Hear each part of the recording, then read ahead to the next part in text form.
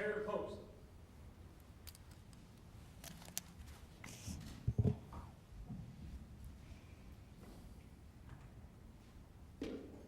Post.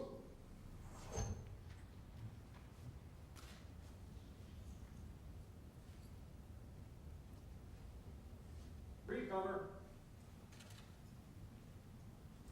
Present. Post.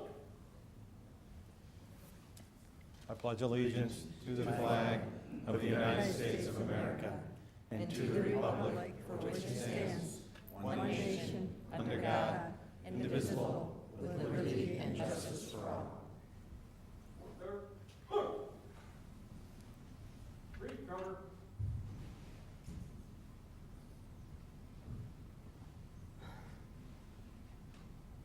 Oh, out. All forward.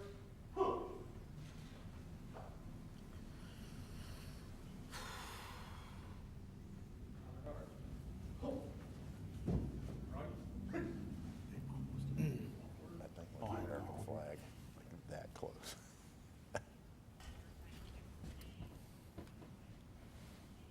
Good? Okay, please be seated. Okay, I can sit down. Really Yeah, okay. close. Thanks. I saw it happen, and I'm like, no.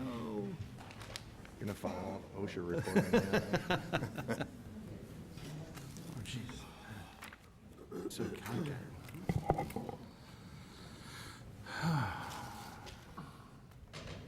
Yeah, it's first? Sure. Yeah, to make the meeting a quorum official. Oh, I think you need to do inauguration. no, you All gotta right, do it okay. right. Swear 'em in, see. That's right. Oh, yeah, it wouldn't be official then. That's why we had come you on. around. Mess up the cloth. Conform to the plan. What? The cloth. Okay. So many of you are aware that we had an election not too long ago. And we have 7 returning aldermen who have signed up for another 4 years. That is wonderful. So I'm going to ask, we're going to start with the first ward. I'm going to ask Alderman Sabatino to come join me. Over the, What? hop over the. Hop over?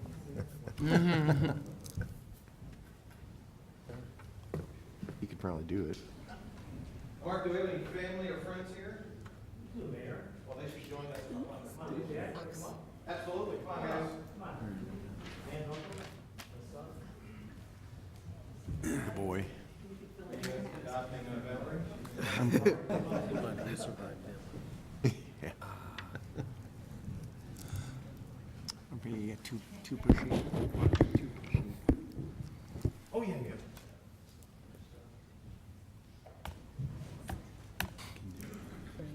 You good? Quest is absent. Oh, absolutely. Correct. All right, Mark, tell us what we got here again. I'm John, my name is Lee. My son Aiden, my mom and dad. Fantastic. Mr. and Mrs. Sabatino. Okay, please raise your right hand and repeat after me. I, Mark Sabatino, Mark Santino, solemnly swear. Solemnly swear. to uphold the Constitution of the United States, To uphold the Constitution of the United States. the Constitution of the State of Illinois, The Constitution of the State of Illinois. and the laws and ordinances of the City of Elmhurst. The laws and ordinances of the City of Elmhurst. And I will faithfully discharge the duties And will faithfully discharge the duties of the office of Alderman of the office of Alderman according to the best of my ability. according to the best of my ability. Congratulations, welcome back to the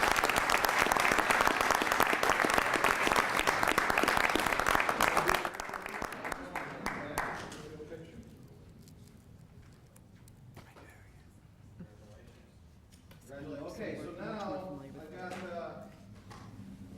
I've got this proclamation here. Not everyone gets a proclamation. And Mark thinks he's getting a proclamation. He's not. We have a very special proclamation here. Whereas Emil and Francis, raise your hand. Oh. There they are.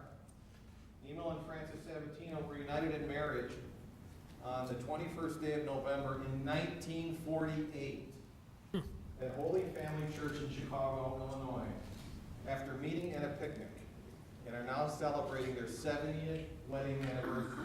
Yeah.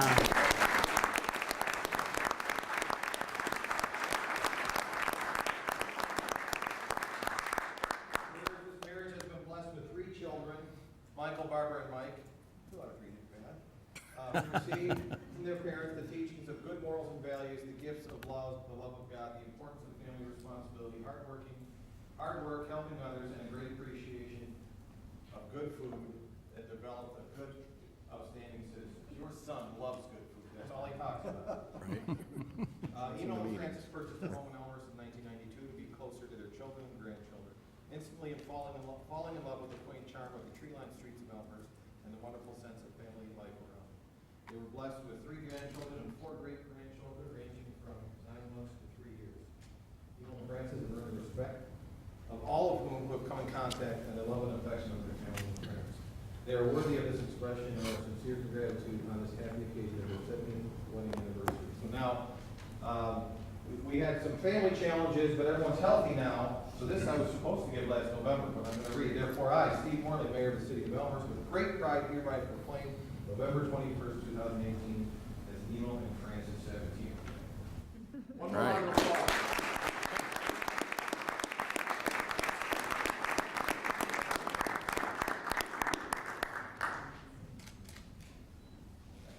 Did we take pictures?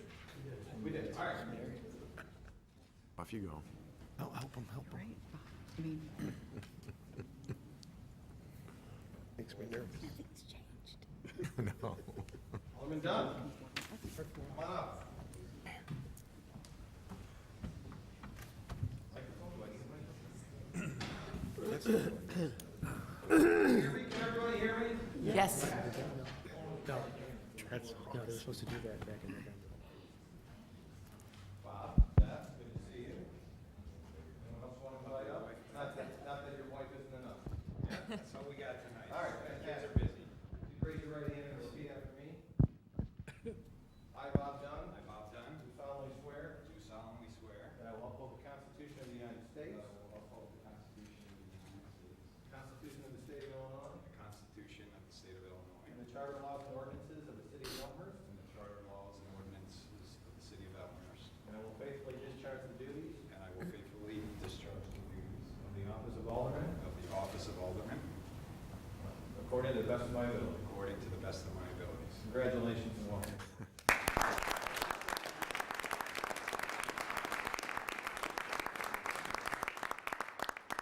Pictures? No pictures? Someone's gonna- Back, back, back. Come on. I'm not.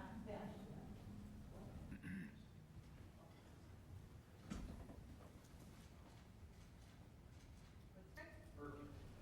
All right. Danny? Alderman Plonsky, I'm sorry. Come on, Jimmy.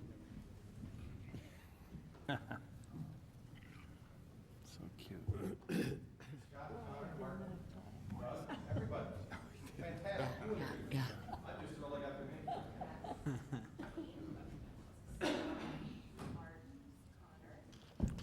Fantastic. Okay, please raise your right hand and repeat after me.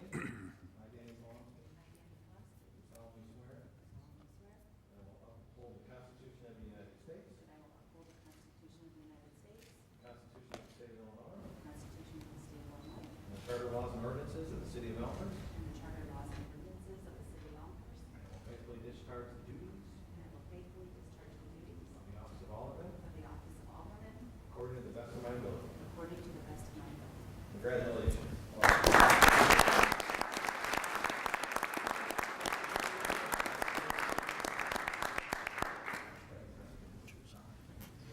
Get a photo. Oh, I guess we need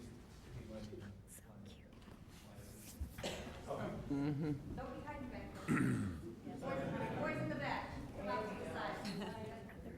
That person. Always try to hide like that. Good reason.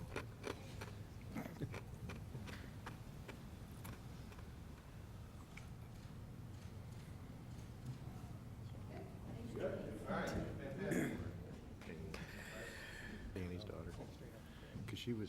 Mom hug, that's good. Gotta go. Well, Maybe sometime after she was, Now you're good. first of all. Yeah, she was two. Hey, all right, Noel, who do we have here? we have my son Carter, my son Colton, my daughter Aniela, my oldest son is at a baseball game, my mom Patricia, my father Marty. Fantastic. All right. Please raise your right hand and repeat after me. What's your youngest name? Carter, you can raise your hand too. Take my place. Technically, I think you. Might be. Constitution of the State of Illinois.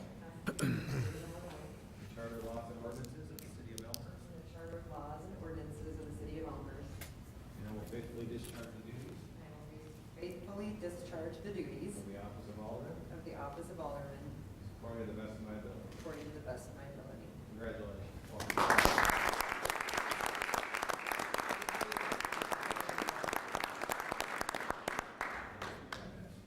Good to see you. Thank you very much. Let's get a picture, make your brother jealous.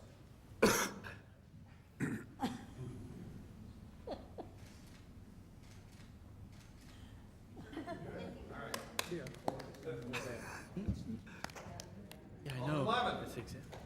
Scott. Do you want me to go with you? Scott. I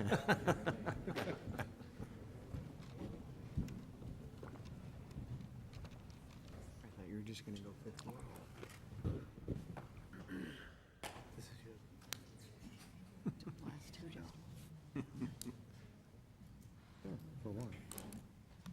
For two. Oh, were you? Couple times. Sean's on the salad. Repeat after me. Who? Scott Lyle. I, Scott Lyle. Do solemnly swear. To uphold the Constitution of the United States. Uphold the Constitution of the United States. The Constitution of the State of Illinois. And charter laws and ordinances of the City of Illinois. And I will faithfully discharge the duties. Of the office of Alderman. According to the best of my ability. Congratulations.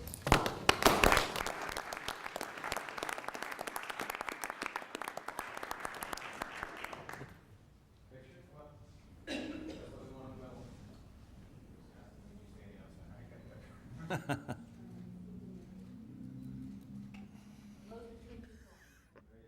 Hey, she copied that. I used that earlier. Should trademark that. 5, 6. Alderman Honquist is not here tonight. Conquest was unavoidably detained this evening. So we're going to 7th Ward. Alderman Moore. Alderman Muller. Been introduced before. I told you, I heard so. Oh, that's his daughter. No, I mean, it was a late, it was a late. All right, Mark, Alderman Muller, who we have here? I'm on the cover. Oh, yeah, he's gone. Amanda has 2 beautiful children that are at home in bed. And is this a record-breaking moment for all of us? It will be. Okay, so this will be, is it your 5th term? 6th term. 6 times 4 is 24 you need us, is that right? So after this, you'll serve 24 years? Unbelievable. Okay, fantastic. Please raise your right hand and repeat after me. I, Mark Muller, do solemnly swear to uphold the Constitution of the United States, Constitution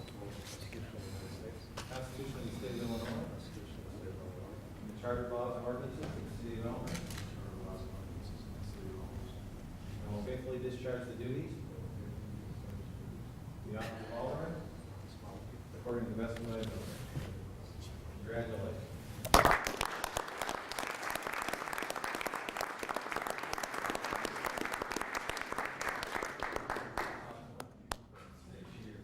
Yeah, I've been before this, it's like the suit where we first got this, and it's the damn good. I gotta show you. Honquist is not official. You get sworn in. What's that? Honquist is not I official. know. All right. Let's Another round of applause for all the newly elected.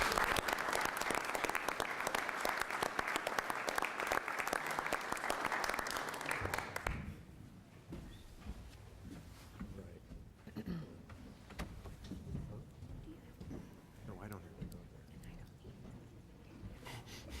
there. Absolutely.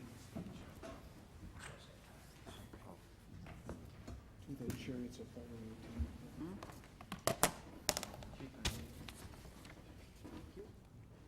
He's gonna bring it back. Oh, behind you. The production. You get that wrong.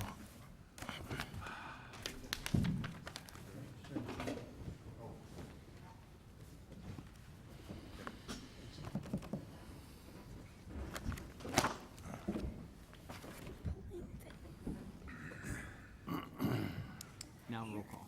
No roll calls. Now roll call. Okay, I just want to thank all of those who threw their hat in the ring and were willing to get reelected and continue to serve this great city of Elmhurst. So you have my heartfelt thanks. I know what a sacrifice it actually is to your private life to give back to your community in this manner. So thank you very much. I am going to ask Clerk Spencer to call the roll.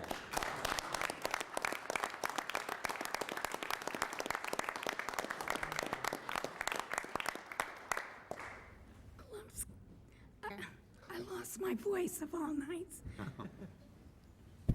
Palumsky. Here. Graham. Here. Toledo. Here. York. Here. Levin. Here.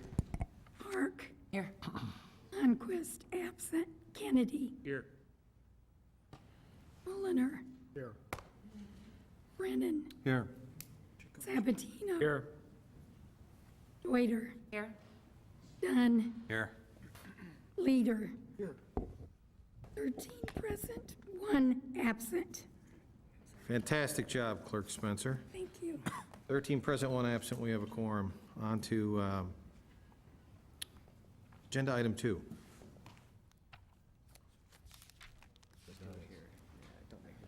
How do you want me to go in front, or do you want me to just? 1 second, I'm conferring with our city clerk.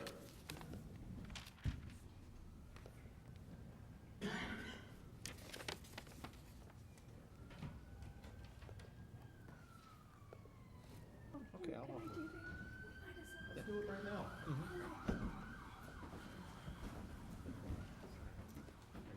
I got her. Come on, Clerk Spencer, let's go.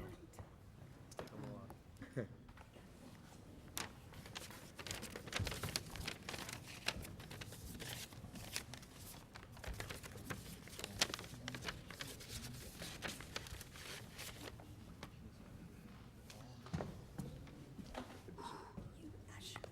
Great. You're fine. All right, so I'll go first.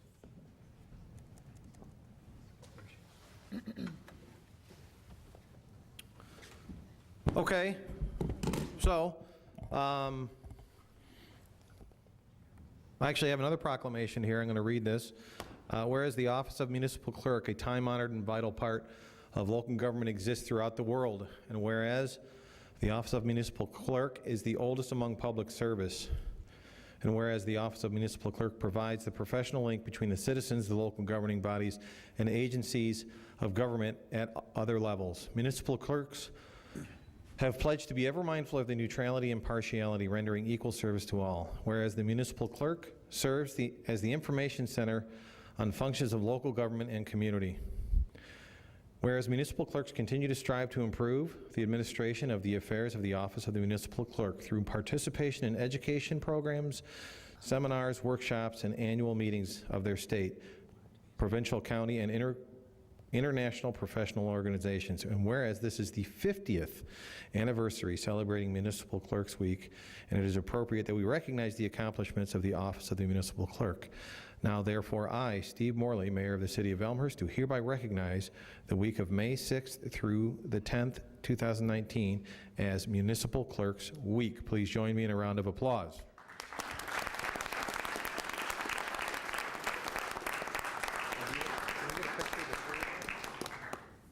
stand? Yeah, look, she's right there.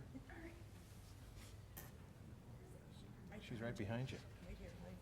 Yeah, just stand up. There you go. You hold that, or Ellen.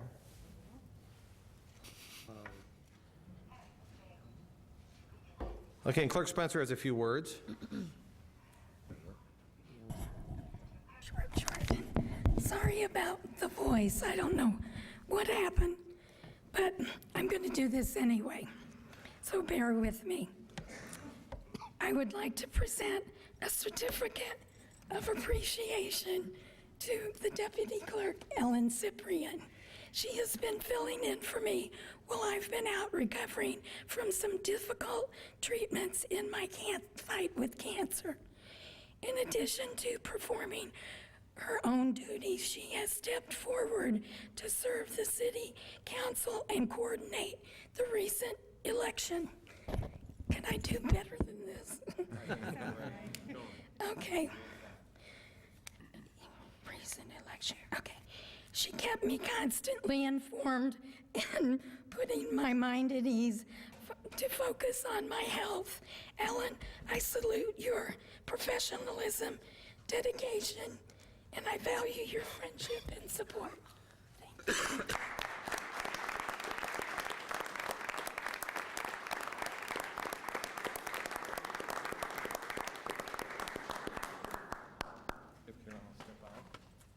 Hold on 1 second.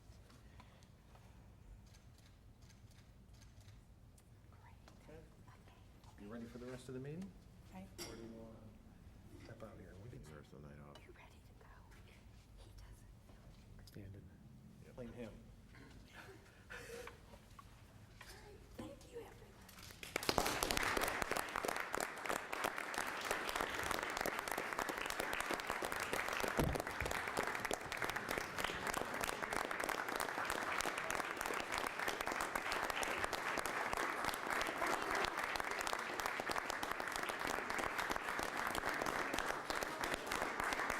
She says she'll be back.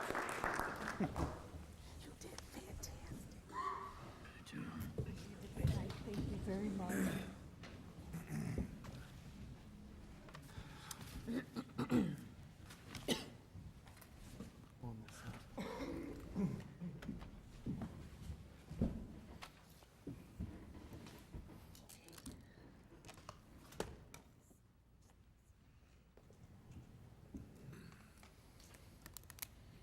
Clerk Cyprian, you ready to go?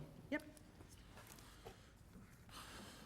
Okay, that wraps up Agenda Item 2.1. On to Agenda Item 3.1, receipt of written communications from the public. At this time, is there anybody in the audience who has any written communication they wish to submit? Please raise your hand if you have any written communication. Seeing none, we'll go on to public forum. Agenda Item 4. This is an opportunity for anybody in the audience to address the council on any item they so choose. We ask that when you get to the microphone, when your name is called, that you state your name and address for the record, or name for the record. As we are recording, address is optional. We ask that you direct your comments specifically and directly to the chair. Out of respect for work that we have to get done here this evening and respect for others who may want to speak, we ask that you keep your comments to 3 minutes. If you go over 3 minutes, I will give you a gentle reminder and ask you to wrap up your comments. Clerk Cyprian, at this time, do we have anybody who has signed up for public forum? Yes, we do, Mayor Morley. Fantastic. Claude Pagash.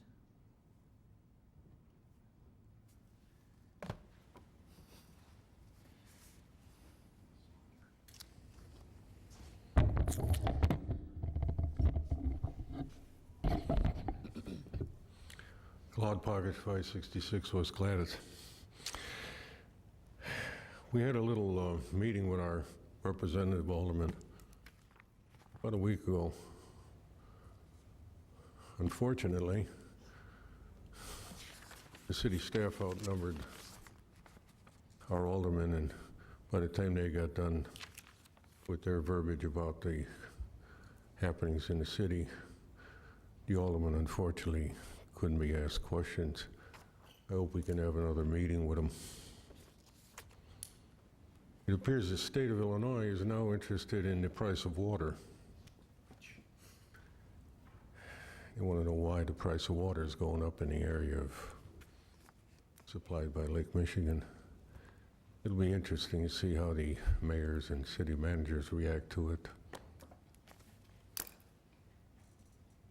And last meeting, somehow the city found $2.2 million. Generally, when they're looking for money, they got to go out and buy general obligation bonds, but found $2.2 million. Must have been laying on somebody's desk, huh? Why are we getting back in the real estate business? You were in the real estate business with Han. You bought up all the property, then you sold it. We didn't know what you paid for it. We didn't know what you got for it. Be interesting to find out, wouldn't it? But we're back in the real estate business. Somehow you found $2.2 million. We can't get our streets repaired, but you can get in the real estate business. Very nice of you. Yes, indeed. It's been an interesting week. Yes, indeed. Yeah, there's a lot of, oh yeah, there was that little response a couple weeks ago, a couple meetings ago about the water retention around the public schools being kind of in trouble. Money was shipped from that project over to the water department.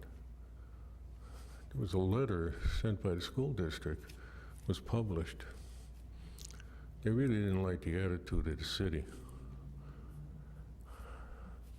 So it looks like the people around that area will have to suffer because the city's requirements and what the school is willing to go along with just don't come together at all. In fact, the head of the school board said there's no need to talk to the city anymore. Mr. Pogash, could you wrap up your comments, please? I wish the city and the school board could get together, because if you can't get together, those people are in as much trouble as they were before. But why don't you be honest with the public when you move money?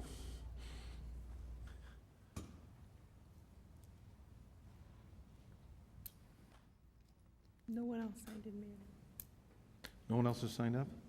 Okay, that's it for public forum for those who signed up at this time. Is there anybody in the audience who did not have an opportunity to sign up on our sign-in sheet before the meeting but wishes to address the council at this time? If so, please raise your hand and identify yourself. Anyone? Seeing none, that concludes public forum. Announcements. Announcements from the dais, 5.1. Any announcements? Alderman Toledo, you seem paused. Yeah, sure. Give it a shot. You have the floor. Well, I apologize for that, but what I'm going to announce is just there were a number of folks that called me asking why I hadn't signed a number of DP&Z reports, and I was just absent from our April 22nd meeting, so I don't intend to pull things from the consent agenda to state that if they pass, they pass, because we have the support. Thank you. Got it. Alderman Mulliner. Just want to let everybody know that, once again, this year, Cool Cars is returning to Elmhurst every Thursday night, beginning May 30th through September 11th at the American Legion. Okay, any other announcements? Seeing none, we'll go on to the consent agenda. At this time, is there any items any alderman wishes to see removed from the consent agenda to vote no or provide additional comment? Alderman York? 6.32.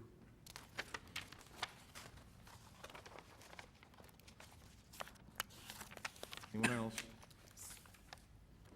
6.18. 6.32, 6.18. Anyone else? I am removing 6.6. It's an appointment by the mayor. It's on there a little prematurely, so that will be pulled off as well, but not discussed.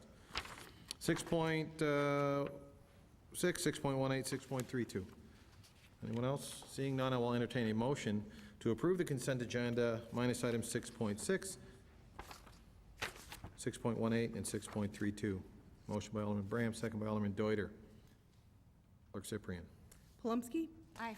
Graham, Aye. Paludo, Aye. York, Aye. Levin, Aye. Park, Aye. Conquest, absent, Kennedy, Aye. Mulliner, Aye. Brennan, Aye. Sabatino, Aye. Deuter, Aye. Dunn, Aye. Leader. Aye. 13 ayes, 0 nays, 1 absent. 13 ayes, 0 nays, motion carries. Consent agenda is approved, minus item 6.6, 6.18, and 6.32. On to agenda item 6.18. This is a report out of Public Affairs and Safety, and it's Clerk Cyprian to read the recommendation. It is therefore the recommendation of the Public Affairs and Safety Committee that the City Council approve the low bidder, Omega Sign and Lighting, Inc., Addison, Illinois, in the amount not to exceed $106,850, and recommends the city attorney be authorized to prepare the necessary documents for City Council approval. Signed, Scott Levin, Chairman, Bob Dunn, unsigned, Danny Palomski, Vice Chairman. Okay, to put this before council, I'll ask for a motion to approve the report and recommendation as read.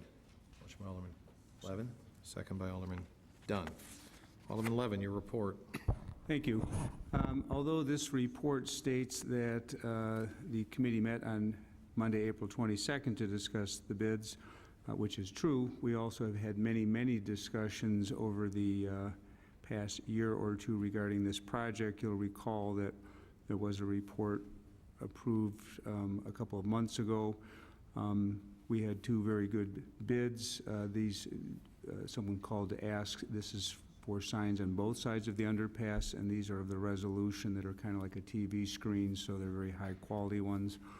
And we are at about 60% of budget, so it's a good quality bid, and we'll approve it. Alderman Dunn. Just to follow up Chairman Levin's comments, good news is that, well, the bad news is it took a long time for this to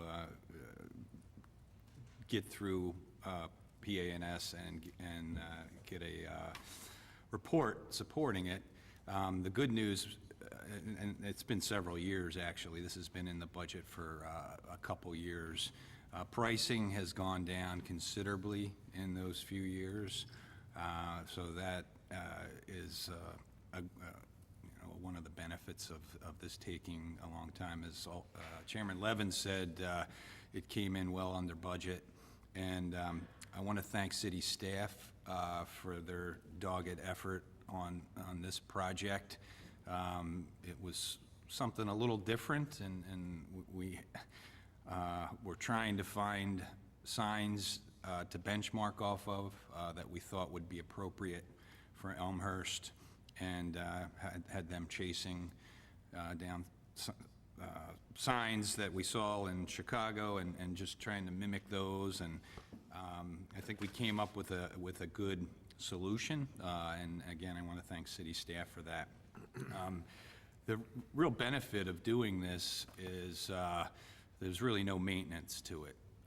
The process of putting the sign up every week, every Monday, had to close a few lanes of traffic down. We had a few of our public works personnel out there.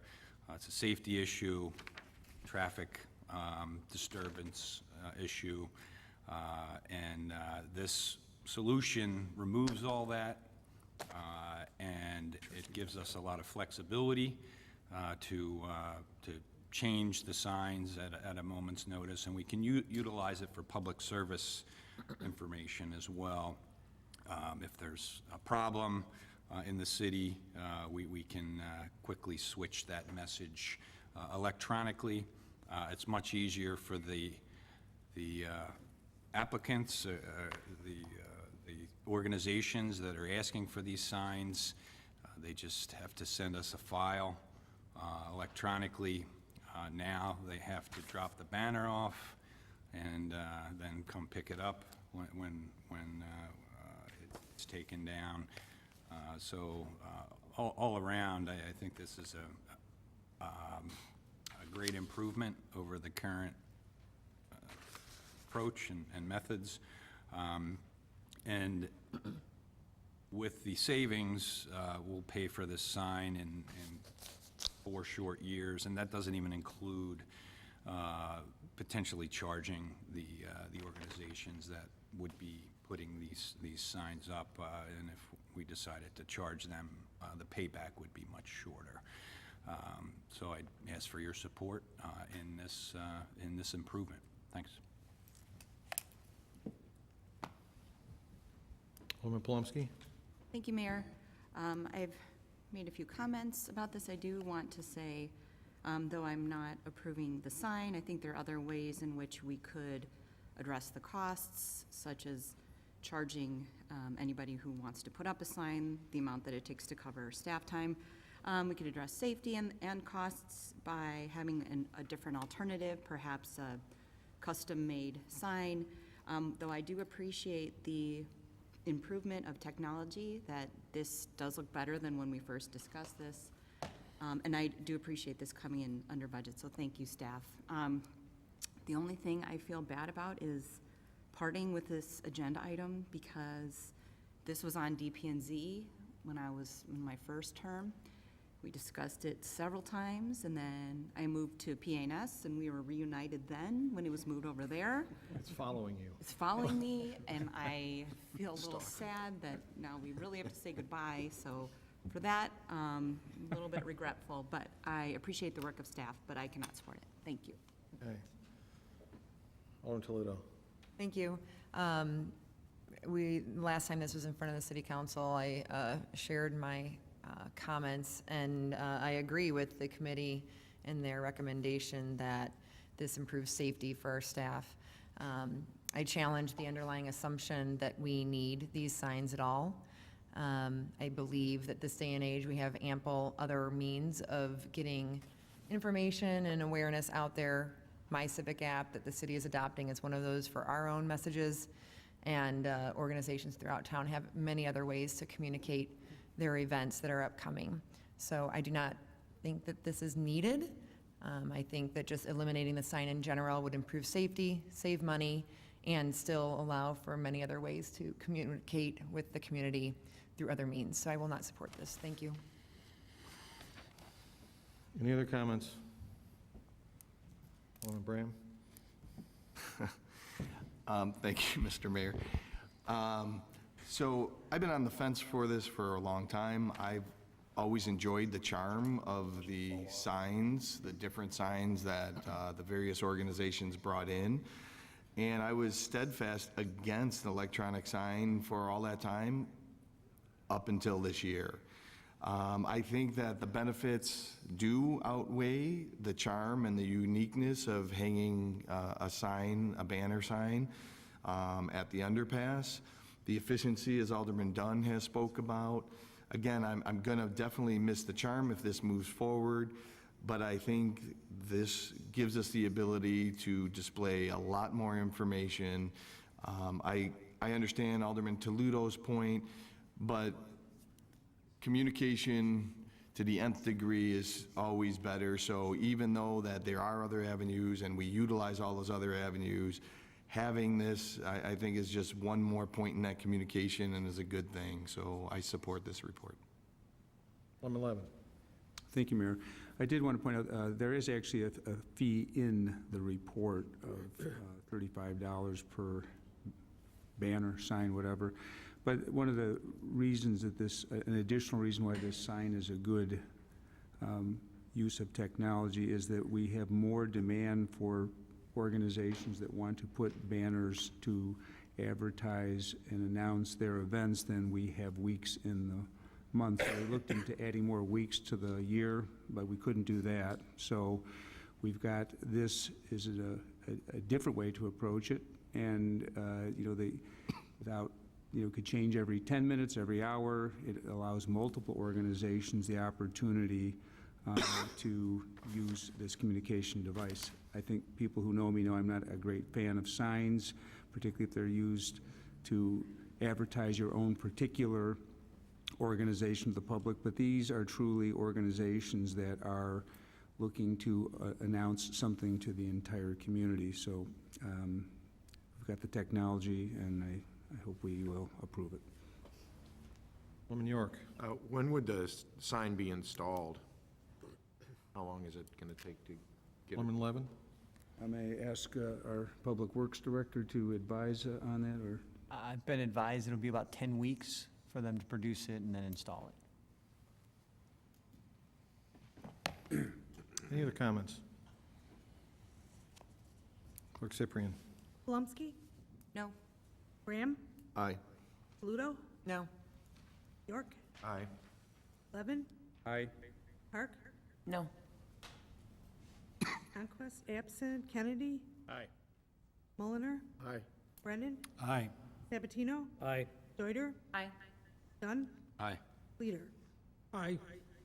10 ayes, 3 nays, 1 absent. 10 ayes, 3 nays, motion carries. Agenda item 6.1 is approved. On to agenda item 6.32. 32. Yeah, this is a resolution. I'd ask Clerk Cyprian to read the resolution. A resolution approving the 2019 community grant recommendations and awarding the community grants. Okay, to put this before council, I'll ask for a motion to approve the resolution as read. Motion by Alderman Levin, second by Alderman Dunn. Alderman Levin? Thank you. This is the report from our committee after the community grant staff analyzed and recommended to us the community grants to be given, and it lists what they recommended and we approved. Alderman York, you pulled this. Thank you, Your Honor. Yeah, I pulled it. I'm going to recuse myself from this vote. Okay. Any other comments or questions? Clerk Cyprian? Palomski, Aye. Graham, Aye. Bluto, Aye.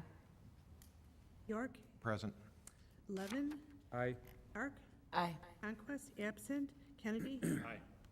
Mulliner, Aye. Brennan, Aye. Sabatino, Aye. Deuter, Aye. Dunn, Aye. Leader. Aye. 12 ayes, 1 abstain, 0 nays, 1 absent. 12 ayes, 1 present, 0 nays. Motion carries. Technically, the present will side with the majority when recorded. Okay, that is it for the consent agenda. On to 7.1. We have a report out of Finance. I'd ask Clerk Cyprian to read the recommendation. It is therefore the recommendation of the Finance, Council Affairs, and Administrative Services Committee that the City Council approve the 2 funding policy changes for the Police Pension Fund and Firefighter Pension Fund as presented and effective for the 2019 actuarial funding reports. The first change is the calculation and amortization of the unfunded liability. The revised policy calculates an annual additional unfunded liability each year and amortizes each annual additional unfunded liability over 15 years, beginning the year incurred. The second change is to reduce the assumed asset rate of return from 7% to 6.75. Signed, Kevin L. York, Chairman, Mark P. Sabatino, Vice Chair, Tina Park, and Mike Brennan. To put this before council, I ask for the report. I ask for motion to approve the report and recommendation as read. Motion by Alderman York, second by Alderman Sabatino. Alderman York, your report. Thank you, Your Honor. So, this is a report based on actuarial stuff. Those guys are scientists, and I'm not. I don't think any of us here at the dais are. But long story short is that over the years, we've amassed some unfunded pension liabilities, which the Elmhurst, City of Elmhurst has been responsibly taking care of over the years since I've been on City Council. What we're doing, though, is taking an approach over the last 15 years. We're going to basically exceed the state requirement to 100% fund our pension by 2033 versus 2040, which the state requires now, but that can will surely get kicked down the road. We plan to stay on our glide path to have our pension liabilities taken care of. So basically, we're layering in the last 15 years so that we don't get to the end of the road and have one catastrophic event cause us to have a huge pension contribution at the end of the day. The other thing that we did, too, is we looked at the rates of return on assets and, to no surprise, reduced the expectations on that to 6.75%. This is something that we look at every year, and I think it was about 5 years ago, we reduced it from 7.25 to 7. There may be more ahead of us too, but for right now, these were the two responsible decisions to make in regards to this. And I'd be happy to try and answer any questions that anybody may have, and I'd ask for everybody's support of this report. Questions or comments? Alderman Levin? Thank you. Alderman York, did the consultants who worked with us in this say that this is the kind of approach that other municipalities are taking? Yes, yeah, our actuaries who've been with us now for, I believe, 4 years, is that right, Tom? 4 years? 4 or 5 years? They've mentioned this to us last year. Actually, it's been a couple of years, but last year we looked at it. But since we were at year 15 at that point, it didn't make any difference what we did. But now that we've kind of gotten into the less than 15-year approach to our 2033 deadline, we needed to take a look at this. And yes, this is something that they recommended, and we certainly agree with. And I think that it's that the drop in the interest rate is also something that we kind of benchmarked off of what the IMRF recently did. They recently reduced theirs, and there's a paragraph in the report that just kind of indicates the urgency to pay attention to these liabilities and do everything that you can to solve them in a responsible manner, and these are two things that we did. May I follow up? Yes. I will say for my fellow aldermen, I was accompanied Mayor Morley and Alderman York and Sabatino to Springfield for our... Alderman Levin? Yes. I was at home. Brennan, not Alderman York. Oh, I'm sorry, you weren't there. I was at home. Alderman Brennan, Alderman Sabatino, my apologies. It was an opportunity to talk about to talk to other people and see what they are doing, and I was surprised when they announced that they might extend it out further, as the report states, to 2040 or maybe beyond. But I had the opportunity to ask some of the other mayors or aldermen who were down there how they're doing, and some of them were as low as 40%. So I think it really, the work the Finance Committee has done and the Council has done to put us in this kind of financial shape where we're going to be where no man has gone before is really remarkable, and is going to help keep our city in good financial shape, so that if we had something as bad as what happened in the recession, we'll already be where we're supposed to be. So I certainly support this. The comments. Clerk Cyprian. Blumsky. Aye. Graham. Aye. Saludo. Aye. York. Aye. Levin. Aye. Park. Aye. Conquest, absent. Kennedy. Aye. Mulliner. Aye. Brennan. Aye. Sabatino. Aye. Deuter. Aye. Dunn. Aye. Leader. Aye. 13 ayes, 0 nays, 1 absent. 13 ayes, 0 nays, motion carries. Agenda item 7.1 is approved. On to 7.2, this is a report out of DP&Z. I'd ask for Clerk Cyprian to read recommendation. A request for a conditional use permit to exceed building height requirements and associated variations from setback requirements and parking space module requirements for an 8-story, 92 feet high, excluding parapet and roof appurtenances, building at 183, 189, and 199 Addison Avenue, Elmhurst, Illinois, for the purpose of constructing an 8-story apartment building. I'll put this before council as... What? Didn't read the recommendation, I'm sorry. That was the type. Yes, let me read the Let's try it again. Therefore, the Development Planning and Zoning Committee recommend that the City Council approve the applicant's request for conditional use permit variations with the condition that the building be constructed as proposed in the document submitted by Katrina McGuire on behalf of Lennar on April 22nd, 2019. The city attorney is hereby directed to prepare the necessary documents for City Council approval. Signed, Michael Honquist, Chairman, Mark A. Mulliner, unsigned, Noel Toludo, Vice Chairman. To put this before council, I'll ask for a motion to approve the report and the recommendation as read.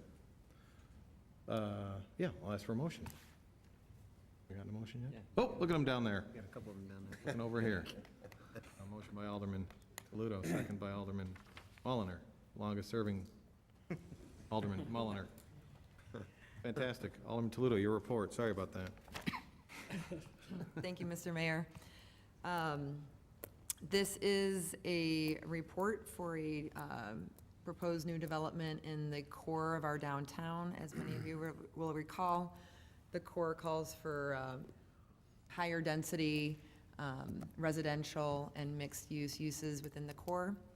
The applicant here is requesting both a conditional use for a higher building height, 8 stories versus the allowed 77 feet, a variation on the front yard setback requirement, which is actually a reverse variation backwards away, a variation for their private parking garage space length requirement, and also for the parking aisle width requirement. The Zoning and Planning Commission approved this, or made a recommendation to move this forward. The committee then met several times to discuss this and review the merits of the applicant's request. I will make a note, because it was mentioned in the summary of the resolution or of the report, that there was, after our last meeting at the committee, or right before the last meeting, an applicant and a adjacent neighbor, property owner, did meet. There were some considerations given by the applicant. Those are accounted for in the letter that was referred to, pulling their setback a little bit further away from the adjacent property owner, making some other concessions there. I think the committee and myself appreciated that the applicant and the adjacent property owner were able to come to some resolution, and the committee is recommending approval of this with those conditions that are in the letter. I will take any questions if there are any. Thank you. Comments or questions? Alderman Brennan? Thank you, Mayor. I'm just sort of curious, with the additional stories, the 2 stories, how many additional units does that translate into?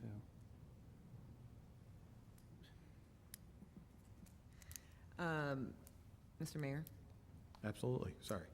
I think the answer to that is probably buried in the document somewhere. I don't know the answer to that, nor does my colleague, Mr. Mulliner, off the top of our head.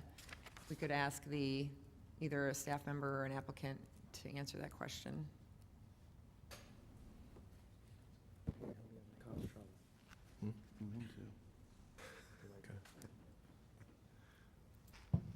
Two big units. Should be like Jeopardy music playing. And house. And it's higher. Just for Mr. Levine. I know that there's a document in there that has this floor plans, but I just don't have those numbers off the That's top fine. of my head. Yeah. Work on getting you that answer, Alderman Brennan. Thank you. Can I just comment? One of the reasons I brought that up is, as I talked to residents, with respect to our downtown development, one recurring concern, comes to the forefront, and that's just congestion downtown. And not that 2 stories in this particular project will probably make a difference to, or move that needle as far as causing more congestion or traffic flow concerns. I think long-term, as I'm looking at future projects that are going downtown, that's a lens that I'm going to be applying. And I was very happy to see that we passed, or we'll have an ordinance in place to do a traffic study holistically. I think when I've reviewed these reports, the traffic studies are specific to that unit. And to have a holistic, view of what's going on downtown, I think would be an invaluable tool for us to make decisions with respect to these types of variances in the future. So, thank you, Mayor. So to answer your question about, I think, I'm going to paraphrase it, but how many units are above of right is the way I'll put it. Correct. 23 units. Thank you. Additional comments? Someone who hasn't spoken yet, or do you That's want to fine. comment to Alderman Toledo? Feeling I was generous. going to just add, maybe a response to Alderman Brennan's concerns. You're right, there is a traffic study, a holistic traffic study that we just approved. In fact, I heard a lot of those same kind of concerns from residents over the past couple of months.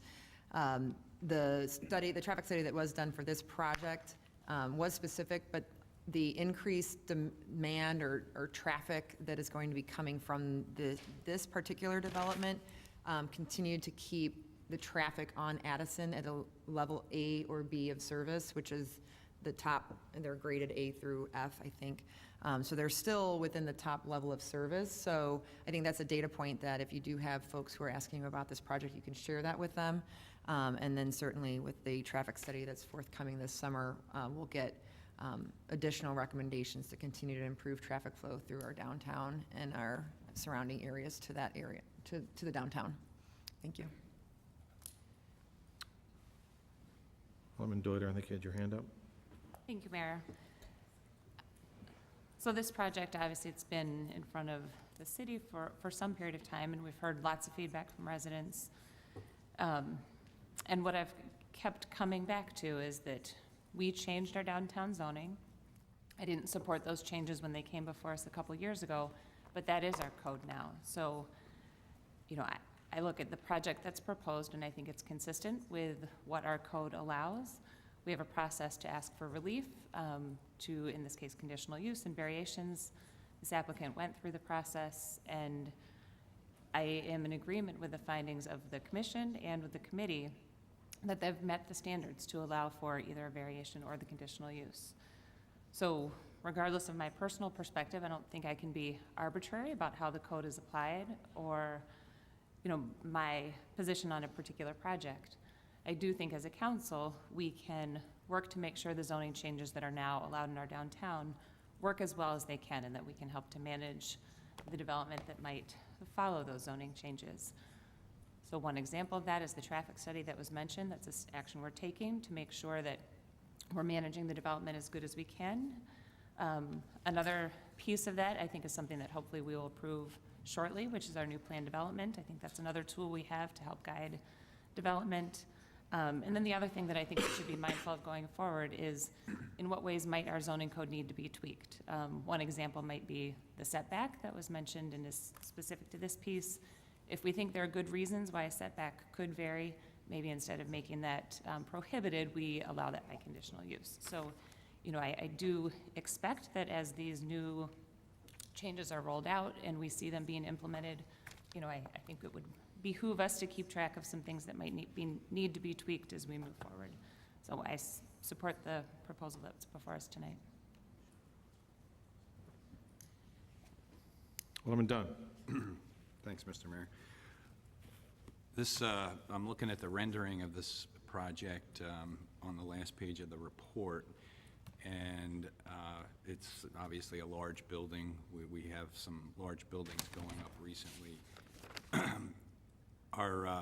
And they are approaching us with a request for conditional use approval to go from 6 stories by right to 8 stories, 2 stories higher than that.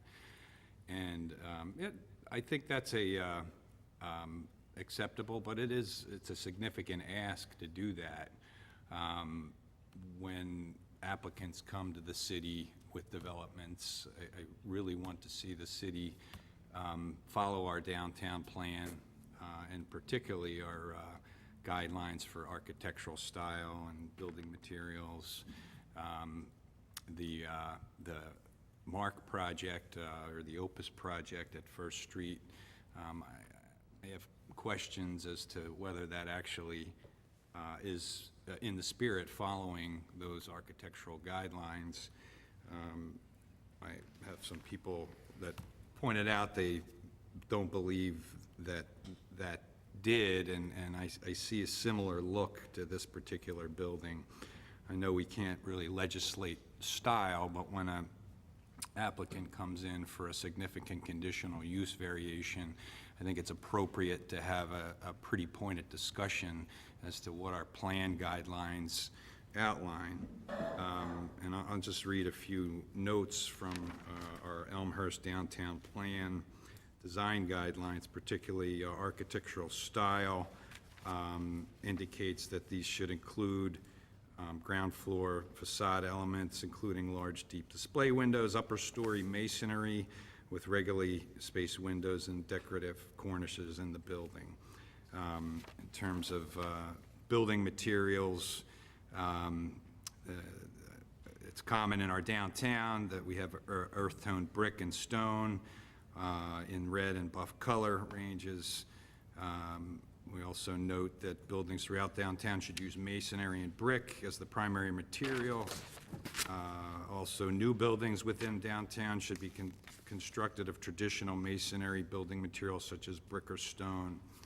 And we call out also what not to do, things like aluminum siding, exterior insulation finish systems, dry-vit, plastic panels, other materials inconsistent with traditional building materials should be discouraged within the downtown plan.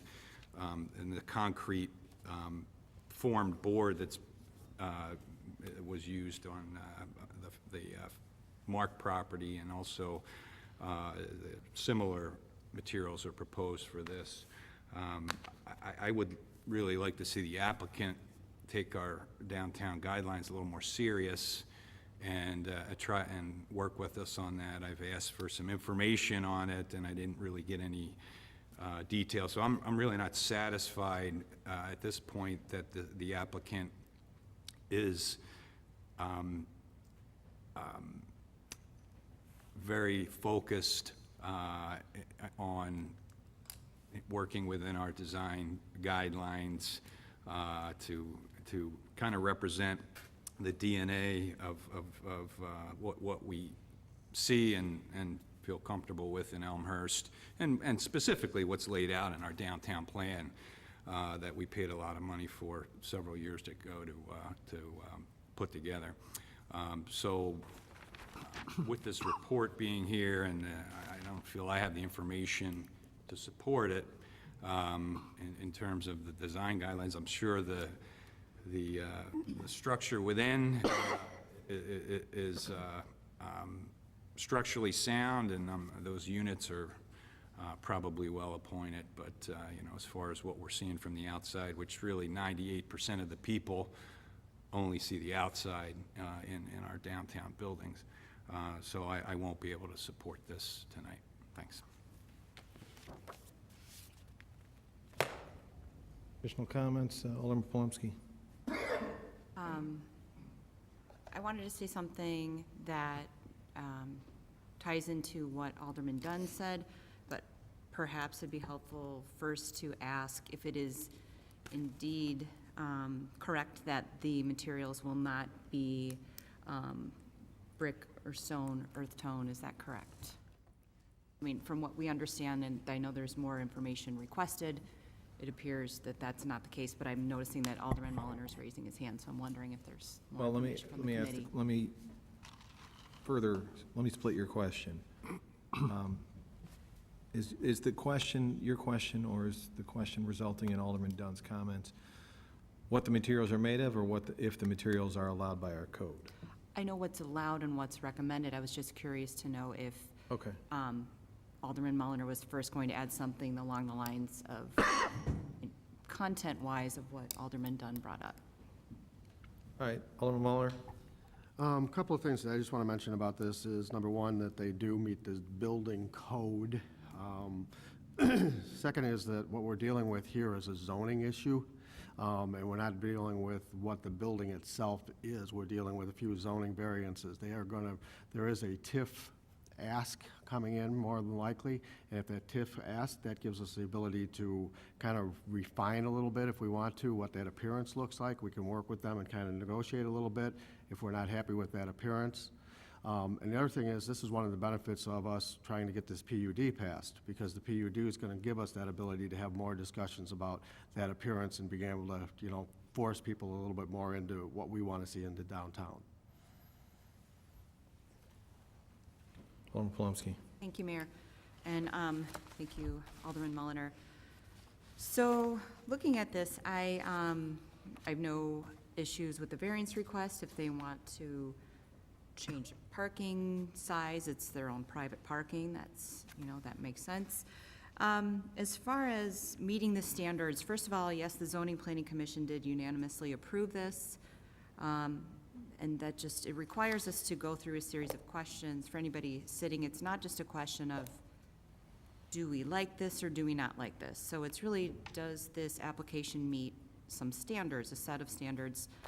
And I think for the most part it does. I think, there's a question about utilities, about affecting properties that are surrounding it, and I think it meets all those criteria. Where I am hung up, though, is also, as Alderman Dunn mentioned, I would say it's condition F. The proposed conditional use is not contrary to the objectives of the current comprehensive plan for the city of Elmhurst. And so in that comprehensive plan, as Alderman Dunn pointed out, we have quality building materials and design. And first of all, I know we can't legislate taste, we can't legislate design. And if this did not exceed what's permitted outright, this would not be a requirement. This is more guidelines. But then what happens though with the conditional use, then we have to hit some standards. We hit it, now it's a trigger point for us to say, do you meet what the downtown plan wants, or that portion of the comprehensive plan, or does it not? And so if we did know that with the TIF request, that this would be built with quality materials, then I would support it, because I feel that the issues of traffic actually have been addressed. And for example, this is a transit-oriented development. The majority of people, or a significant number of residents, will be seeking to live by the train. There will not be too many trips in and out during the day because it's residential. So I think it has satisfied most of these conditions. I do wonder if continuing to add buildings that are above our standard height, that are not made of brick or stone, if we are changing the character of that area. And again, if I knew that with a TIF request, they would be requesting, an amount that would allow them to meet those guidelines, I would be supportive. But for the reasons that were cited by Alderman Dunn, I will not support this. Alderman Bram. Thank you, Mr. Mayor. In regards to this request, this is the first request under our, I'll say, new code, if you will, that allows petitioners to come in by right and request 6 stories and go above that for conditional use. As the various aldermen have already stated, when that happens, they do need to request conditional use, and there is criteria for conditional use, and then there's criteria for the variations that have been spoke about as well.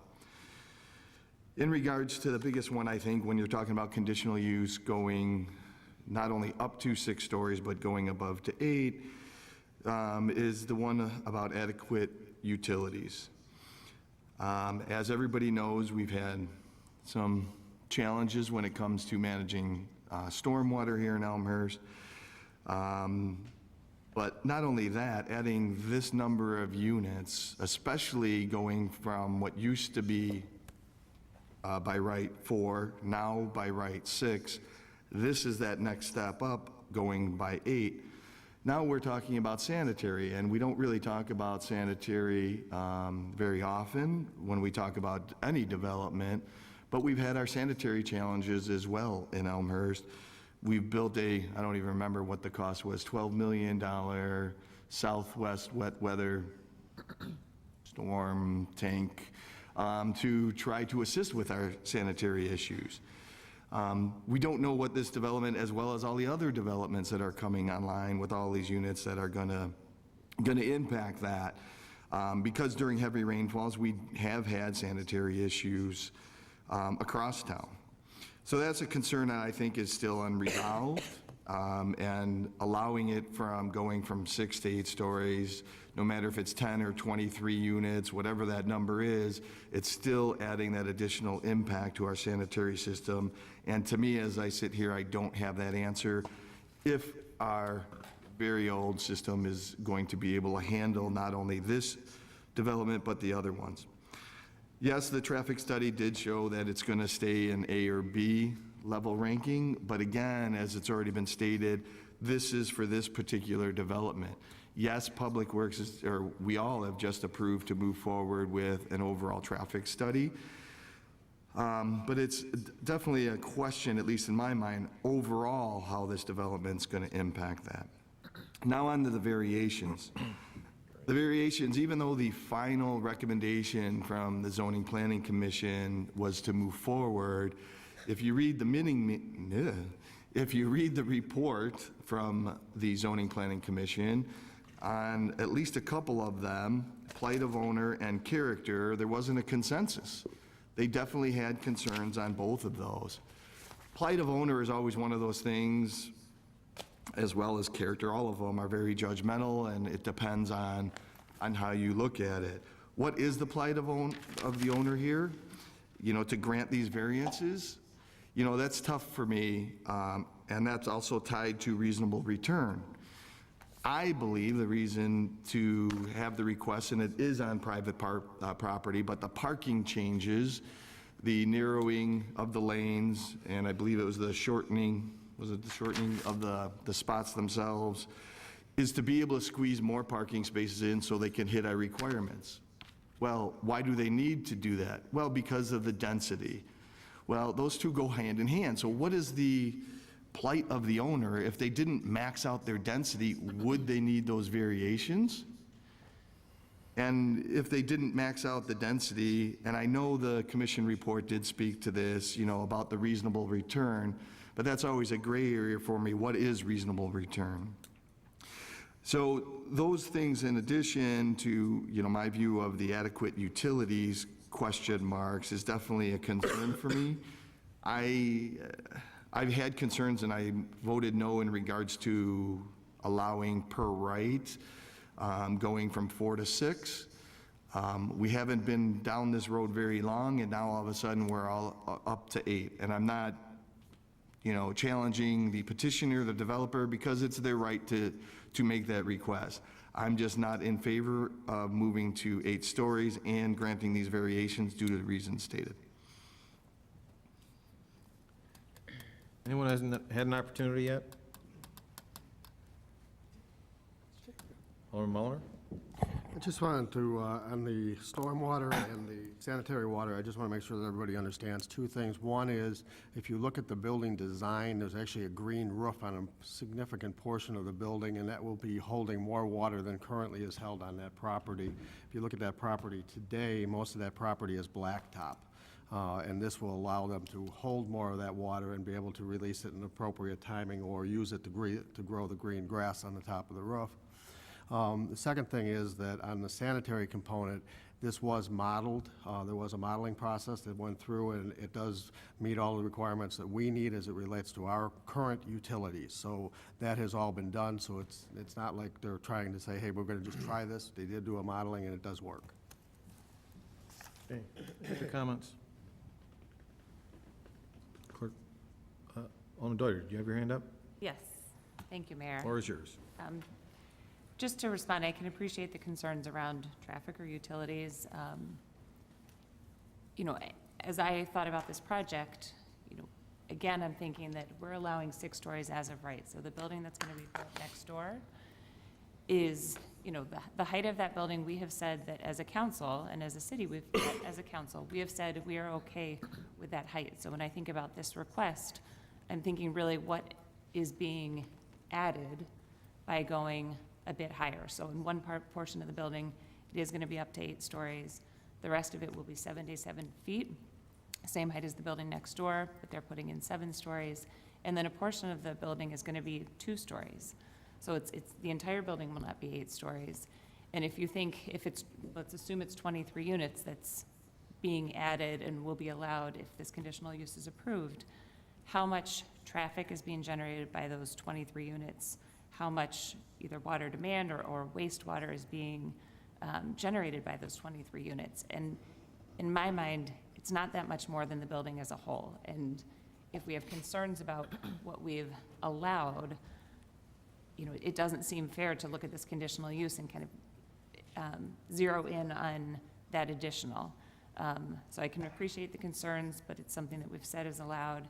And I do appreciate the steps we're taking to manage it going forward. Sorry. Alderman Levin? Thank you, Mayor. Unless I'm mistaken, even before we made 6 stories as a matter of right, I think a conditional use was at 10. So, Was it? yeah, so we kind of, going to 6 was because of the issue where we had repetitive applicants coming in saying the same thing, and we said if that's okay for the first 8, then maybe it should just be okay. So I agree with Alderman Deuter. I don't see that this is some huge leap that is beyond contemplation. I don't have a problem with the street setback request. I think it actually makes a better project. It makes it less bulky. Instead of being a monolith, it does create a better looking building. Materials aside, which I don't think is part of this discussion, I think it's a good project. I think they've met the requirements as the commission found it, and I will support it. Any other comments? Alderman, I'm sorry, Clerk Cyprian. Holmesky? No. Graham? No. Bluto? Aye. York? Aye. Levin? Aye. Park? Aye. Conquest, absent. Kennedy? Aye. Mulliner? Aye. Brennan? Aye. Sabatino? Aye. Deuter? Aye. Dunn? No. Leader? Aye. 10 ayes, 3 nays, 1 absent. 10 ayes, 3 nays, motion carries. That's my sheet. What was, agenda item 7.2 is approved. Okay, on to reports and recommendations of appointed elected officials. Mayor Morley, that's me. First part of my report, I want to expound on what Alderman Levin mentioned, is that Alderman Levin, Alderman Sabatino, and Alderman Brennan and I, and Assistant City Manager Kopp, attended a Springfield drive-down. As I've mentioned many times on this dais, we're members of DuPage Mayors and Managers. Every year we schedule at least 1 drive-down, if not 2. It allows us to meet with our elected officials in Springfield and advocate for stuff that we feel is important to us. I made a point with City Manager Grabowski this year to take, in fact, the last 2 times I think we've gone down, I've taken aldermen who have never been there before. It is eye-opening if and when you get a chance to go down there. Springfield operates in a different world. I'll leave it at that. However, I will say this, that we did have an opportunity to discuss some things. We met with leadership. We actually met with the governor. We met with the president of the Senate. We met with the minority leader of the House. We met with staff from the majority leader, the Speaker of the House, met with various committee members and elected officials. So it's very productive, but a little bit of information that we could glean while we were down there.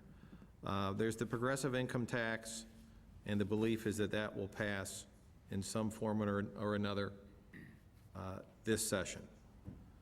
There's a capital bill that we believe will pass in some form or another this session. Hasn't been a capital bill in 10 years. So capital, you know exactly what it sounds exactly what it sounds like. Bridges, streets, roads, you name it. The city, in fact, all the members of DMMC submitted a whole list of projects. I mean, our projects alone were in the, I think, over 100 million that we have potentially would qualify for this. And almost every municipality has a similar list. So it's not going to cover all of it, but there will be a capital bill. It looks like there's going to be a gambling bill that's passed, probably a sports book bill. Right now, the discussion is whether it stays at some of the bricks and mortars, like the racetracks, but it might be expanded to off-track betting, possibly even the video parlors, but that's a stretch. Recreational marijuana, I'm reading them in the order that it was indicated to me that they were likelihood of passing. Recreational marijuana, I believe, is coming legalized to the state of Illinois, but I'd say it's a coin flip 50-50 whether or not it gets approved in this session. There's a lot of concern and questions about how it'll be monitored, how it'll be policed. There's a lot of impact, not the least of which is how is the revenue going to be shared if it does pass. At various portions, I've seen various versions of language that goes in the bill. Some says, for example, a local municipality can opt out.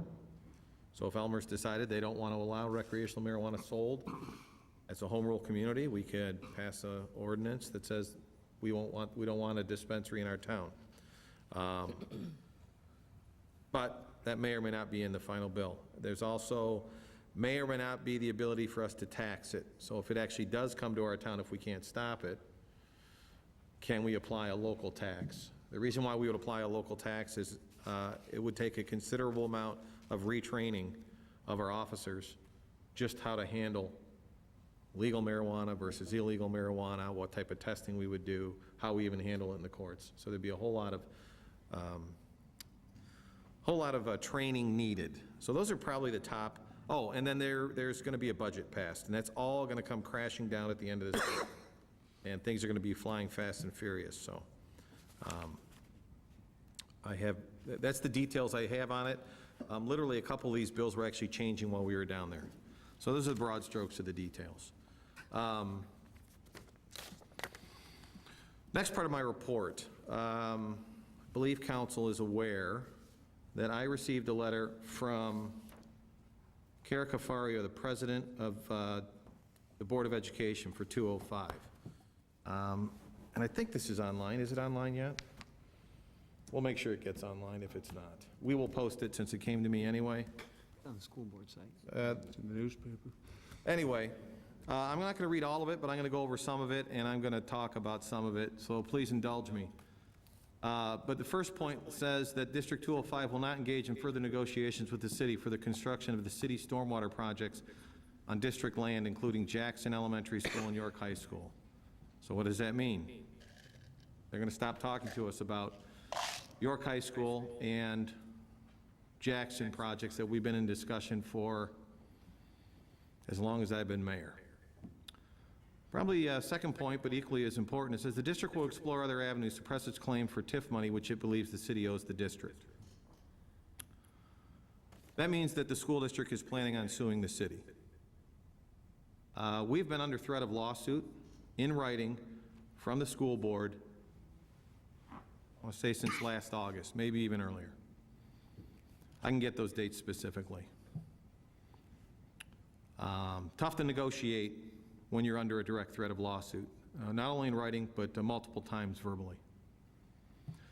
The rest of the letter points out some things that I'll call he said, she said, which I disagree with, about a February proposal that was a conversation between attorneys. A couple of points I will point out in this letter. Point number 4, it says the city will shift after 5 years to the district the responsibility and cost for inspecting, repairing, and maintaining both the York and Jackson stormwater facilities. This is a misunderstanding or a misinterpretation of the contract that we sent them.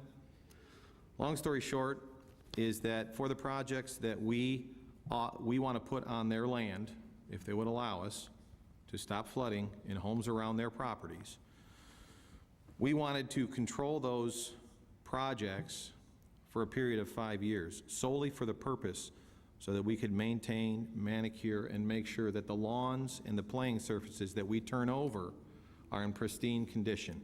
It takes about 3 years for grass to grow in, let alone take root permanently. We thought we were doing them a favor by saying we will handle all maintenance for 5 years. At the end of 5 years, we're going to turn over the field maintenance to them. It never has been our intention to turn over the stormwater responsibilities, the drainage underneath these dry storage detention units to the school board. So that is a misinterpretation of our last offer. Number 5 is a statement that says, "The city withdraws its proposal to reimburse a portion of the district's legal and engineering fees." What's not stated in here, and yes, that's true, we actually at one point said we would reimburse them up to $35,000. Well, the last proposal they sent to us, they asked for an additional $500,000 with no additional benefit to the city. So we agreed to give them, we offered to give them $200,000. Yes, we removed a $35,000 reimbursement for certain expenses, but we thought $200,000 over what we had offered was very generous. I believe the school board is gearing up to sue the city of Elmhurst, and I don't think it'll do the residents of Elmhurst any good. That's what the letter says. What it doesn't say, besides that they will sue the city, is that we actually had an agreement with the school board that they backed out of. We had a handshake agreement. City Manager Grabowski and I and our attorney were in a meeting with representatives of the school board. We had an agreement at the end of October. School board backed out of that agreement the day, and we were informed that they backed out of the agreement the day of their referendum. The next written proposal we received from the school board was not only the removal of the key point that they backed out of in November, but they asked for an additional $495,000 without any added benefit to this city. In fact, when it was presented to me, I was told if I don't like it, I can reject it. I question the motivation of adding $500,000 to the negotiation for no reason and then being told I can reject it. I wonder if the motivation was to write this letter to me, ending negotiations that I don't think does anybody any good. At this point, my phone calls and my texts are being rejected, and I'm being told that members of the school board are refusing to meet with me, which I've attempted to do after receiving this letter.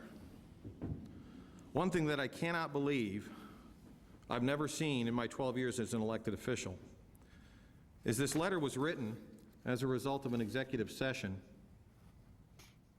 at the last school board meeting. And a statement basically reflecting this letter was read when they came out of executive session,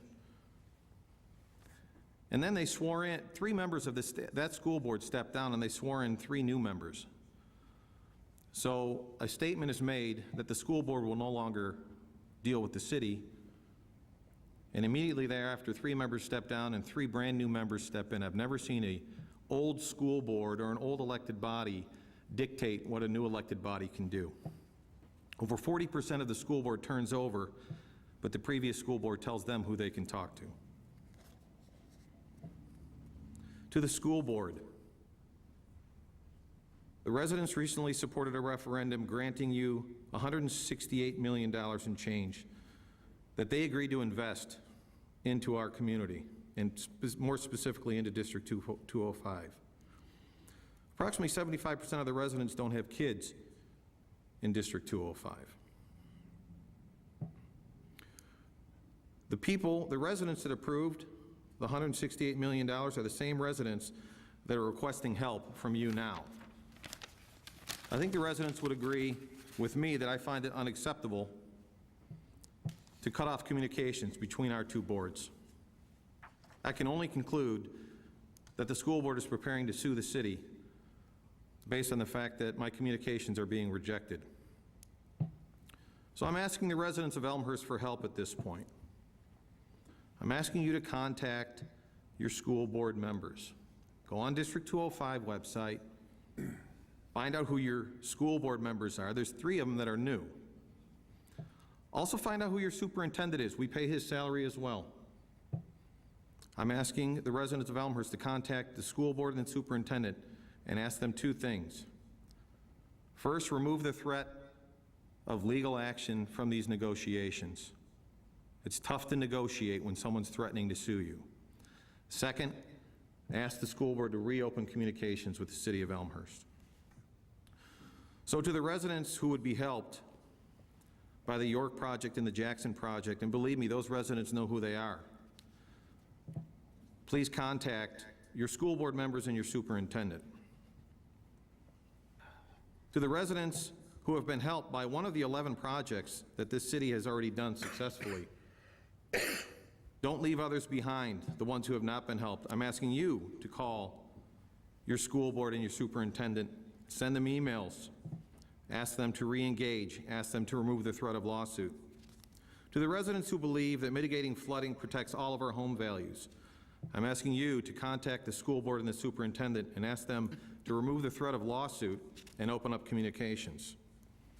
To the residents who supported the referendum, I'm asking you to contact the school board, whether it's via email or phone call, and ask them to remove the threat of lawsuit and open up communications with the city of Elmhurst.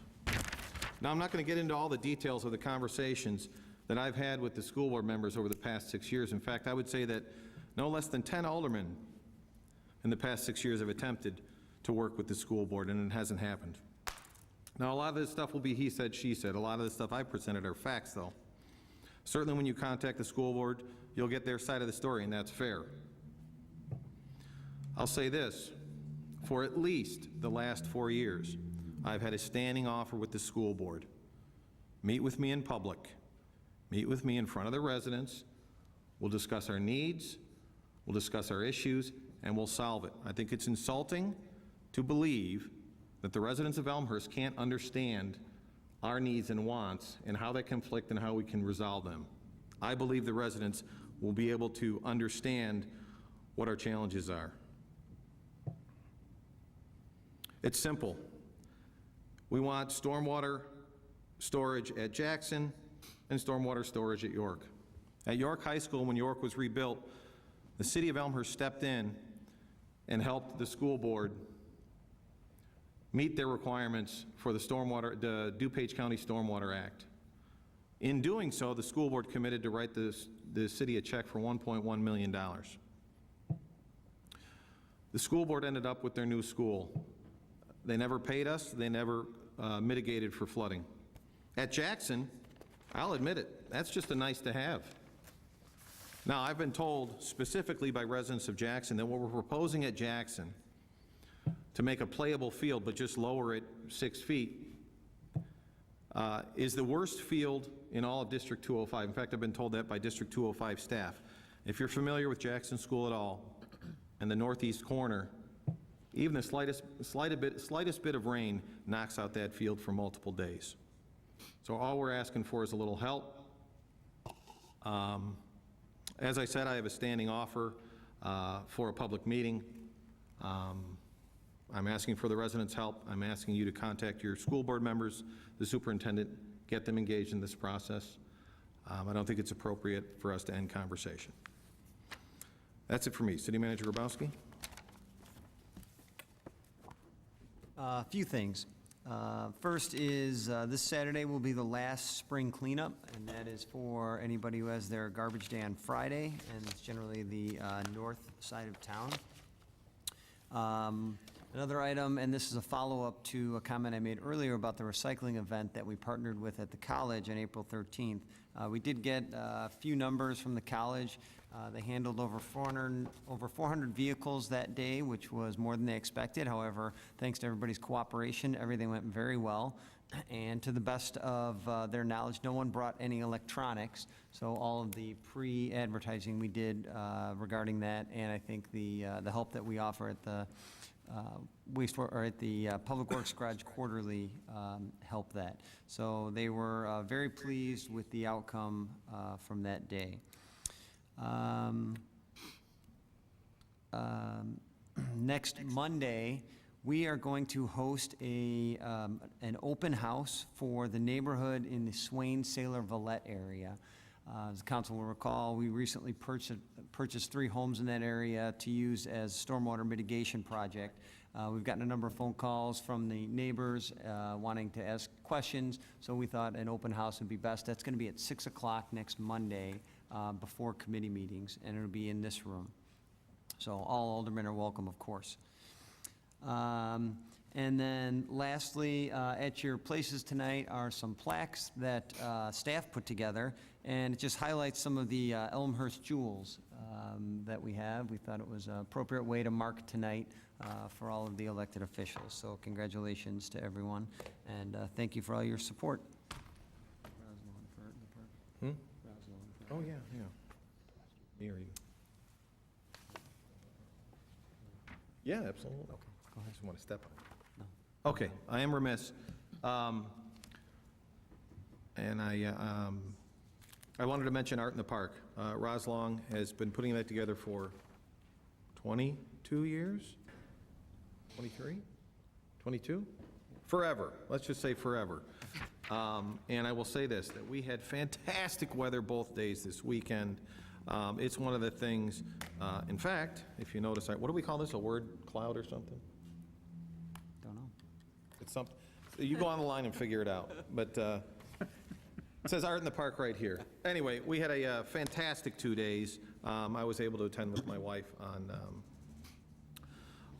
on Sunday, and it was just a big hit, and it was packed, and I think it was great. It's a great kickoff to summer. So thanks to Roz and everybody else who made that possible. Any other reports? Good Lord. I mean, Alderman Dunn. Yeah, just a quick update on some ONCC stuff. We had a Fly Quiet meeting on April 23rd, and the CDA consultant, they came up with 30 potential runway configurations for a rotation, presented 19 to us. The 11 they didn't present were in the north airfield, which has more complications due to maintenance that happens up in that area. So we expect to see those other 11 next meeting coming up in May. Then on May 3rd, we had an ONCC full meeting. Had the annual meeting for the ONCC. The same leadership was reelected, the chair and the vice chair and the treasurer. One thing that was mentioned in the meeting was the Fly Quiet subcommittee has 11 voting members on it. They're considering bumping that up to 13. How does that impact Elmhurst? Not sure, but that's only a consideration at this point. That's all I have. Alderman Kennedy, you had your hand up? Yes, thank you, Mr. Mayor. I just wanted to piggyback on your comments about the school board. If for nothing else, everybody else, please get in touch with your elected officials on the school board. This has gone on way too long. There are residents out there who need our help in the Jackson area and in the College View area to address their flooding needs. So it's imperative that we work together to make these problems go away, because it's gonna rain again eventually, and these homes are gonna get flooded. And they're gonna look at us, and they should be looking at them to make sure that there is progress made soon. I did wanna piggyback on something that Alderman Mulliner said during the discussion on the Lennar project, and that was to clarify some things about the Southwest Elmhurst Wet Weather Control Facility. If we remember back when that was put together, that was related to, I'm just gonna basically talk about how the design works, because we quickly forget.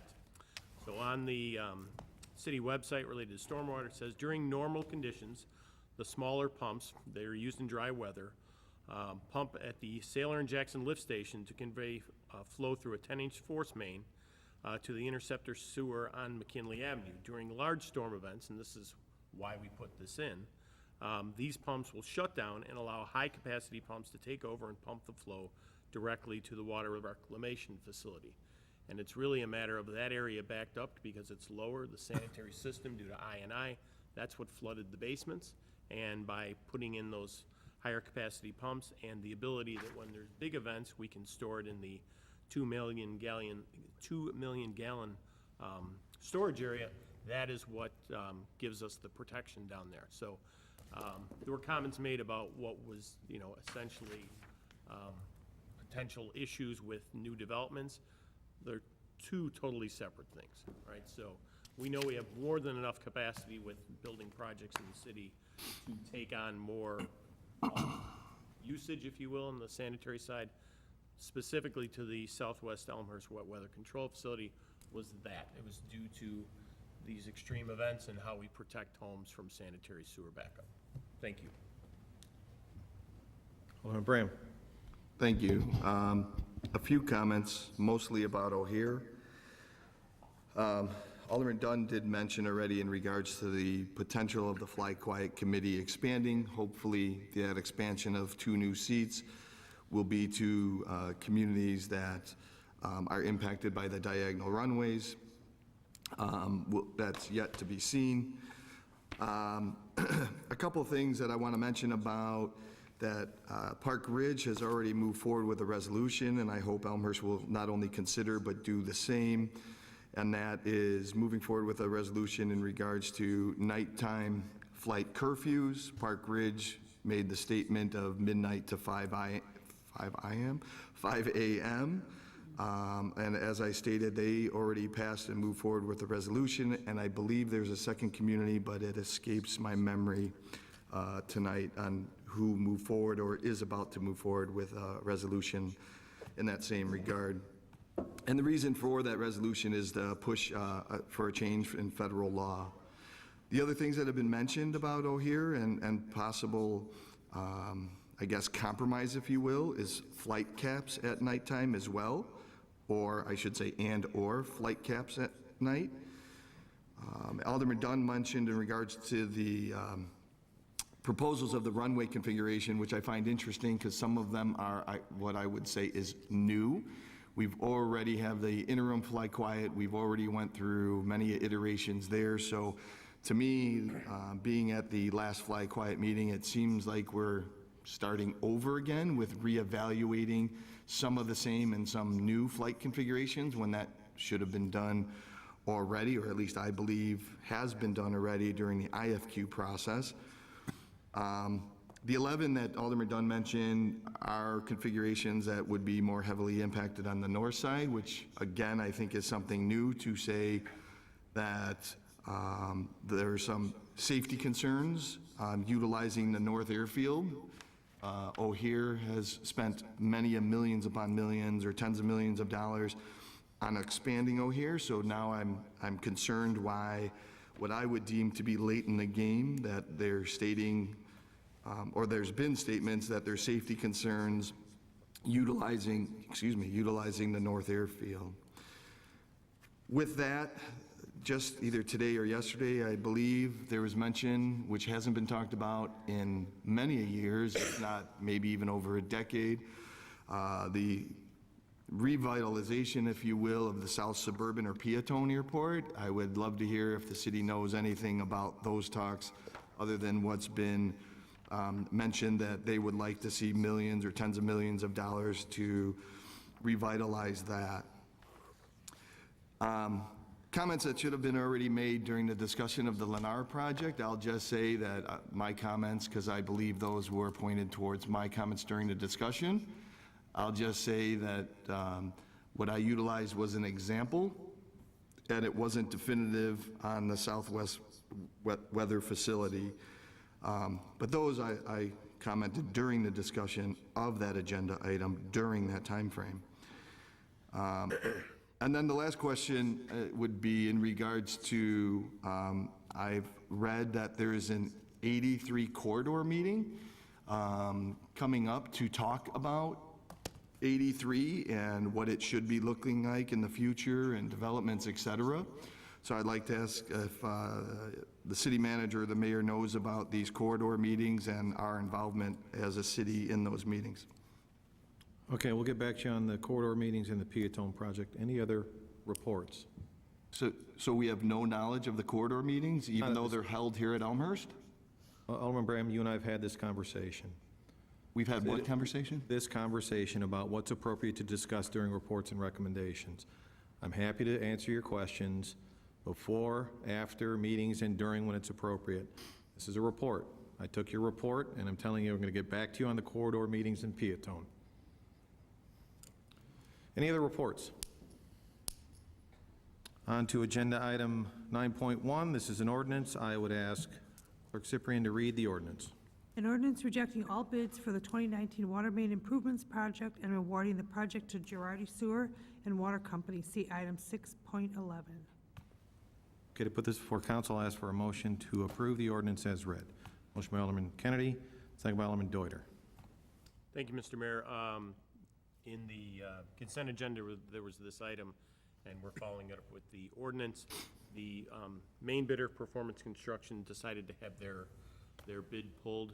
This was kind of a unique situation whereby all of the bidders, they Their bids came in excess of what our budgeted amount was. So what we did was reject all the bids, given that Girardi was the number 2 and was willing to take on the work based on their unit pricing for the budgeted amount is how we're going forward with the project and therefore the ordinance that is before us tonight. Thank you. Comments? Clerk Cyprian?